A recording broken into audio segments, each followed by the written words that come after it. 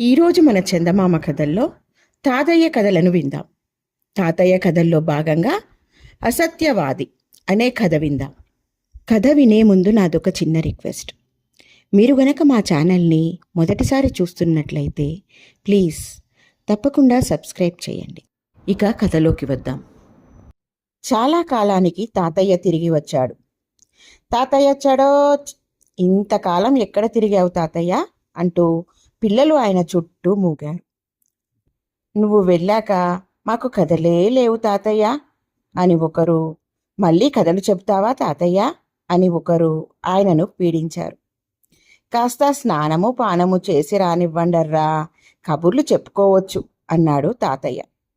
తాతయ్య స్నానం చేసి వచ్చేసరికల్లా వాలు కుర్చీ సిద్ధంగా వేసి ఉంచి పిల్లలు చుట్టూ కూర్చున్నారు. తాతయ్య పొడుంకాయ ఒక కుర్రవాడు గుప్పిట్లో గట్టిగా పట్టుకున్నాడు. తాతయ్య వచ్చి కుర్చీలో కూర్చుని తన పొడుంకాయ కోసం వెతుక్కున్నాడు. పొడుంకాయేనా తాతయ్య? ఇదిగో శ్లోకం చదువు ఇస్తాం అన్నారు పిల్లలు. మీ మొహం శ్లోకం ఏది? నేను చదివిన శ్లోకం ఒక్కటైనా మీకు జ్ఞాపకం ఉన్నదా? శ్లోకాలు జ్ఞాపకం లేకపోయినా నువ్వు చెప్పిన కథలు జ్ఞాపకం ఉన్నాయి తాతయ్య అన్నాడొక కుర్రాడు. అసలు నువ్వు వెళ్ళాక మేం కథలే వినలేదు తాతయ్య అన్నాడు మరొకడు. తాతయ్య తన పొడుంకాయ చప్పున లాగేసుకుని ఒక పట్టు పడుతూ, ఒరేయ్, అబద్ధం ఆడినా అతికినట్లుండాలి అన్న సామెత మీరెప్పుడన్నా విన్నారు? ఆ మూల అన్నీ చందమామలున్నాయే, మీకు కథలే లేవంటే నమ్ముతానుట్రా అన్నాడు. లేదులే తాతయ్య, నువ్వు చెప్పే కథలు కూడా మాకు కావాలి అన్నాడు అబద్ధమాడినవాడు. అయితే మాకు నువ్విక కథలే చెప్పవా తాతయ్య అన్నారు మిగిలిన వాళ్ళు దిగులుగా. చెబుతానర్రా, కొంచెం ఓపిక పట్టండి. నేనా సామెత ఎందుకు చెప్పాననుకున్నారు? మీకు కథ చెప్పడానికే. అబద్ధమాడినా అతికినట్లుండాలి, అది సామెత. దానికి కథ వినండి అంటూ తాతయ్య ఆరంభించాడు. ఒక ఊళ్ళో ఒక రాజుగారుండేవారట. ఆయన దగ్గర మామూలుగా ఉండే అధికారులలో ఒకడు సత్యవాది అని, ఇంకొకడు అసత్యవాది అని ఉండేవారట. సత్యవాది నిజమైన విషయాలే రాజుగారికి చెప్పి కాలక్షేపం చేసేవాడు. అసత్యవాది ఉన్నాడు చూశారు, వాడు మాత్రం అన్ని అబద్ధాలు కల్పించి చెప్పి రాజుగారికి కాలక్షేపం చేస్తూ ఉండేవాడు. అయితే రాజుగారు అసత్యవాదికి హెచ్చు జీతం ఇచ్చేవాడు, సత్యవాదికి కొద్ది జీతమే ఇచ్చేవాడు. అందుచేత అసత్యవాది గొప్పగా మేడలు మిద్దెలు కట్టించేసి నౌకర్లతో చాకర్లతో మహావైభవంగా ఉండేవాడు. సత్యవాది తెచ్చేది మాత్రం అతడికి అతడి భార్యకి చాలీ చాలకుండా ఉండేది. ఇలా ఉండగా ఒకనాడు సత్యవాదితో అతగాడి భార్య అన్నది గదా, మీరు రోజు రాజుగారికి ఉన్నదున్నట్టు చెబుతారాయే, లేనిపోనివన్నీ కల్పించి చెప్పే అసత్యవాదికి రాజుగారు పెద్ద జీతం ఇస్తున్నాడాయే. పోనీ ఆ అసత్యవాది ఉద్యోగం మీరే చేయకూడదు, సుఖపడిపోతాం అన్నది.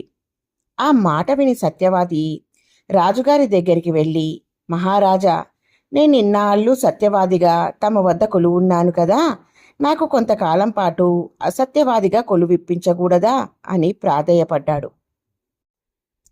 అప్పుడు రాజు, ఈ పిచ్చి బ్రాహ్మడు పెద్ద జీతం అడగడానికి బిడియపడి తనకు చేతగాని ఉద్యోగం అడుగుతున్నాడు గదా అనుకుని సత్యవాదితో, రేపు నీకు అసత్యవాది పని ఇస్తాలేవయ్యా, అది బాగా చేస్తే ఇక నుండి ఆ ఉద్యోగం నువ్వే చేద్దువు గాని అన్నాడు.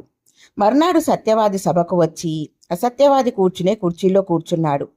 రాజుగారు మిగిలిన వ్యవహారాలన్నీ చూడడం పూర్తి అయ్యాక అతగాడికేసి తిరిగి నవ్వుతూ, ఏమిటయ్యా విశేషాలు అని అడిగాడు. సత్యవాది ఏదో ఒక అబద్ధం చెప్పాలిగా, అందుకని ఆయన, మరేమీ లేదు మహారాజా, తమరు విన్నారో లేదో, నిన్న సాయంకాలం వేళ ఒక మనిషి నదిలో పడి కాలి చనిపోయాట అన్నాడు. నీటిలో పడ్డ మనిషి మునిగి చస్తాడు గాని కాలి ఎలా చస్తాడయ్యా? ఏం జరిగింది ఏమిటి అని అడిగాడు రాజు. సత్యవాది తెల్లమొహం వేశాడు. అబద్ధమైతే ఆడాను గాని దాన్ని ఎలా సమర్థించాలో తెలియలేదు. రాజుగారు పాత అసత్యవాది కేసి తిరిగి, ఆ నీళ్లల్లో పడ్డ మనిషి కాలి ఎలా చనిపోయాడో నీకేమన్నా తెలుసునటయ్యా అని అడిగాడు. తెలియకే మహారాజా, ఆ మనిషి ఒక పడవ నిండా గోతాలలో కాల్చిన సున్నపురాయి వేసుకుని వాటి మధ్య కూర్చుని నదిలో ప్రయాణం చేస్తున్నట్ట. మధ్యలో పడవ కాస్త మునిగింది. సున్నపురాయి నీరు తగలగానే కుతకుతా ఉడికి సెగలు కక్కింది. ఆ సెగలకు ఆ మనిషి కాస్త మాడి చచ్చాడు. అంతకన్నా మరేమీ లేదు మహారాజా అన్నాడు పాత సత్యవాది. అదా సంగతి, ఇంకేమిటయ్యా విశేషాలు అని రాజు మళ్ళీ సత్యవాదిని ప్రశ్నించి మంచి అబద్ధం చెప్పడానికి మరొక అవకాశం ఇచ్చాడు.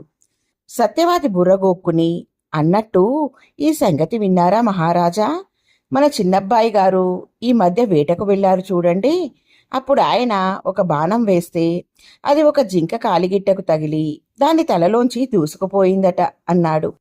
జింక కాలిగిట్టకు తగిలిన బాణం దాని తలలో ఎలా ప్రవేశించిందయ్యా? ఏమిటి విచిత్రం అని అడిగాడు రాజు. మళ్ళీ సత్యవాది తెల్లమొహం వేశాడు. రాజుగారు అసత్యవాది కేసి తిరిగి, ఈ చోద్యం ఎలా జరిగిందో నీకేమన్నా తెలుసుటయ్యా అని అడిగాడు. తెలియకే మహారాజా, అబ్బాయి గారు బాణం వేసే సమయానికి ఆ జింక తన కాలిగిట్టతో బుర్రగోక్కుంటుంది. అంతకంటే మరేమీ లేదు మహారాజా అన్నాడు అసత్యవాది. బొంకర బొంకర పోలిక అంటే టంగుటూరి మిరియాలు తాటికాయలంతేసి అన్నట్ట. అలా అయ్యింది పాపం మన సత్యవాది సంగతి.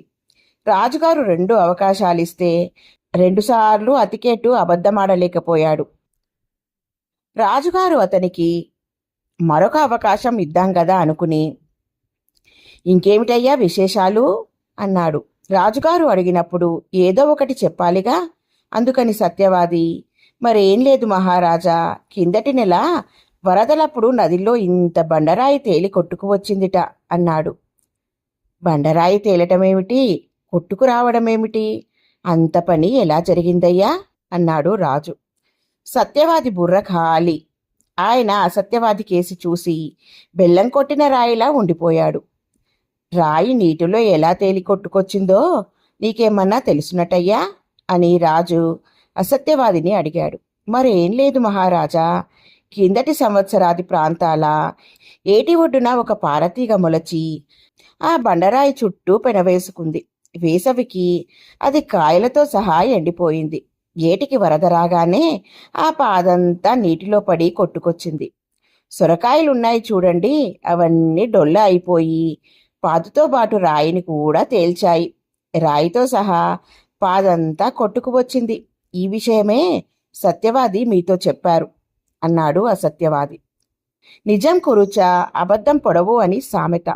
సత్యవాది తన బుర్ర చాలా కురచ అని గ్రహించి తనకు అసత్యవాది పదవి వద్దని, సత్యవాదిగానే పనిచేస్తూ ఉంటానని రాజుగారికి విన్నవించుకున్నాడు.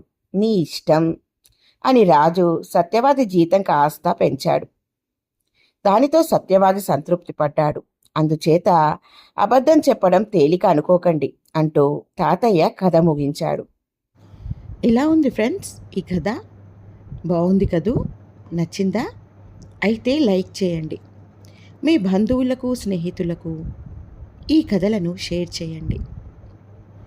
మరిన్ని మంచి మంచి కథల కోసం మా ఛానల్ను తప్పకుండా సబ్స్క్రైబ్ చేయండి. మరొక మంచి కథతో మళ్ళీ కలుద్దాం. ఉంటాను మరి.